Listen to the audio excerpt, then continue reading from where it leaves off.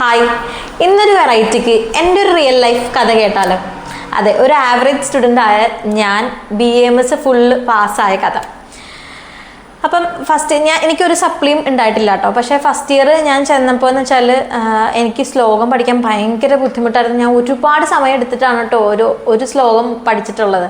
അപ്പോൾ ആ ഒരു ശ്ലോകം പഠിച്ച് ഞാൻ ചെല്ലുമ്പോൾ പിറ്റേ ദിവസം ടീച്ചേഴ്സ് ചോദിക്കുമ്പോൾ എനിക്കത് മര്യാദയ്ക്ക് പറയാനും പറ്റാറില്ല. പോകെ ശ്ലോകങ്ങളുടെ എണ്ണം കൂടി ഞാൻ ഇങ്ങനെ ഭയങ്കര റിഗ്രറ്റ് അടിക്കുമോ. കാരണം ഞാൻ ഇവിടെ വന്നിട്ട് എനിക്കിനി പറ്റുമോ, എനിക്ക് എക്സാം പാസ്സാവാൻ പറ്റുമോ? കാരണം ഹിന്ദി പോലും മര്യാദയ്ക്ക് അറിയില്ലാത്ത ഒരാളാണ് ഞാൻ. ലെറ്റേഴ്സ് പോലും മര്യാദയ്ക്ക് അറിയില്ലാത്ത ഞാൻ ഇവിടെ പിടിച്ചു നിൽക്കാൻ എനിക്ക് അത്യാവശ്യം നല്ല പാടായിരുന്നു. അപ്പം ശ്ലോകാസിൻ്റെ എണ്ണം കൂടി ഇപ്പോൾ ഞാൻ ചെയ്തത് എന്നെപ്പോലെ തന്നെയുള്ള ഒരു ഫ്രണ്ടിനെ ഞാൻ ചൂസ് ചെയ്തു. ഞങ്ങൾ രണ്ടുപേരും കൂടി കമ്പൈൻ സ്റ്റഡി ചെയ്യാൻ തുടങ്ങി. ഞങ്ങൾ ഈ ശ്ലോകങ്ങൾ എങ്ങനെയെങ്കിലും എളുപ്പത്തിൽ പഠിക്കണം, കാരണം അല്ലാണ്ട് ഞങ്ങൾക്ക് പഠിക്കാൻ ഒരു നിവർത്തിയില്ല. അപ്പം അങ്ങനെയാണ് ഞങ്ങൾ കോഡുകൾ ഇട്ട് തുടങ്ങിയത്. ഞങ്ങൾ സിനിമാ കഥകൾ വെച്ചിട്ടും ഞങ്ങളുടെ അടുത്ത് ഒരാൾ സംസാരിക്കാൻ വന്ന അപ്പം അവരെ വെച്ച് കോഡിടും.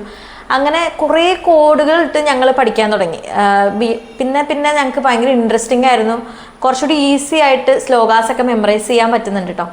അപ്പം ഞാൻ തുടക്കത്തിൽ ഞാൻ പറഞ്ഞു ഒരു സപ്ലിയും കൂടാതെ ഞാൻ പാസ്സായെന്ന്. അപ്പോൾ അതിൽ കോഡുകളിട്ട് പഠിക്കുന്നത് വലിയൊരു പങ്ക് വഹിച്ചിട്ടുണ്ട്.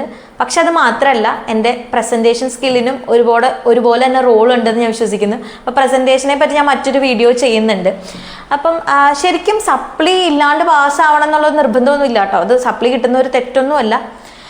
പക്ഷെ സപ്ലി കിട്ടാതിരിക്കാൻ ഒരുപാട് അവസരങ്ങൾ നമുക്കുള്ളപ്പം നമുക്ക് പിന്നെ സപ്ലിയുടെ പുറകെ പോകേണ്ട കാര്യമില്ലല്ലോ. അപ്പം നിങ്ങൾ BAMS ലൈഫിൽ നിങ്ങൾ സ്ട്രഗിൾ ചെയ്യുന്നുണ്ട്, അല്ലെങ്കിൽ നിങ്ങളിപ്പോൾ 2 മണിക്കൂർ കൊണ്ട് പഠിക്കുന്ന ഒരു സംഭവം നിങ്ങൾക്ക് 1 മണിക്കൂർ കൊണ്ട് പഠിക്കണം, അല്ലെങ്കിൽ കൃത്യമായിട്ടുള്ള സ്ട്രാറ്റജിയും ഗൈഡ് ലൈൻസ് നിങ്ങൾക്ക് കിട്ടണം എന്നുണ്ടെങ്കിൽ നിങ്ങൾക്ക് താഴെ കാണുന്ന നമ്പറിൽ കോൺടാക്ട് ചെയ്യാം. തീർച്ചയായിട്ടും നമുക്ക് നിങ്ങളെ ഹെൽപ്പ് ചെയ്യാൻ പറ്റും.